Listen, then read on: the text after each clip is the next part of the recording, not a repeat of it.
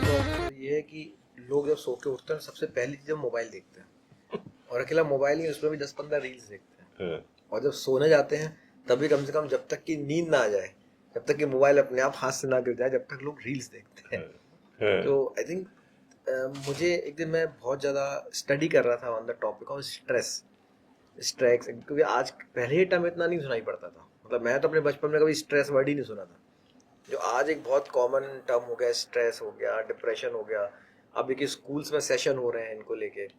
I think मुझे पता नहीं क्यों लगता है कि टेक्नोलॉजी का इसमें बहुत बड़ा हाथ है। नहीं सर, इसमें एक चीज और है, मैं आपको बताऊं स्ट्रेस के बारे में। एक और इंटरेस्टिंग चीज इसमें है कि stress is something which generates from the domain of mind. समझ गए आप? It generates from that domain. अच्छा, टेक्नोलॉजी हो या टेक्नोलॉजी ना, सब आज से 200 साल पहले, 300 साल पहले, माइंड का जो वर्क करने का पैटर्न है वो एक जैसा ही है। अपने जिस जहां पर भी वो काम कर रहा है, ये उसमें ना एक कंफ्यूजन क्रिएट होता है उसमें, काम करने में, चॉइस करने में, एक्सरसाइज करने में। कुछ चीजें पसंद करेगा, कुछ नहीं करेगा, it will want to go there, उसको पाना चाहेगा, नहीं चाहेगा।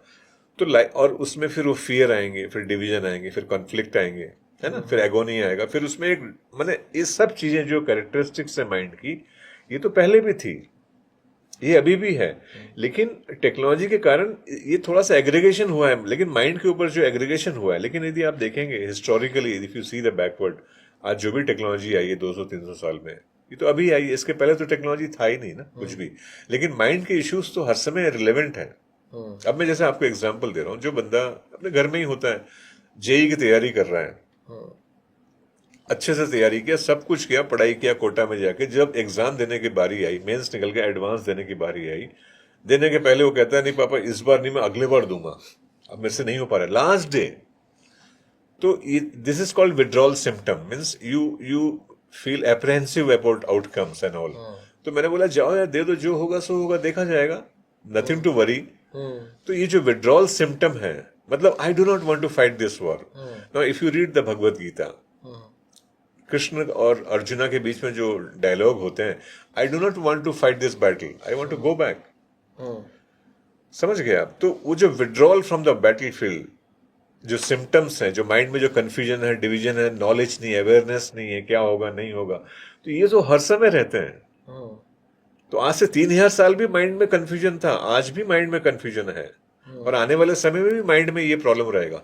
तो यदि हम माइंड को ठीक से पहचान पाएंगे, माइंड को यदि हम स्टडी कर पाएंगे, माइंड के ऊपर, बिकॉज हमारी एजुकेशन सिस्टम भी माइंड के ऊपर नहीं, फोकस नहीं है, तो इसके कारण हमें ये प्रॉब्लम्स आ रही है। तो स्ट्रेस वाला जो इश्यू है, this is not going to be solve just by doing this kind of thing.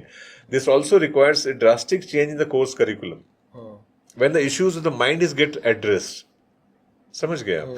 वो क्या हो गया, नहीं हुआ, उसको दुख है, उसको मतलब there are many experience which you are finding. यदि आप सोचेंगे, एक यूथ है, वो अपने लाइफ में एक दिन में वो कितने टाइप के इमोशंस को एक्सपीरियंस करता है, समझ गए, कितने क्वेश्चंस आते हैं। बट यदि आप देखोगे, उसकी जो हमारी करिकुलम है, हमारी जो एकेडमिक करिकुलम सिस्टम है, whether they are able to answer those thing, no, it is not able to, it will never be able to give, because हमारी जो लर्निंग सिस्टम है वो ओरिएंटेड नहीं है उस चीज को एड्रेस करने के लिए।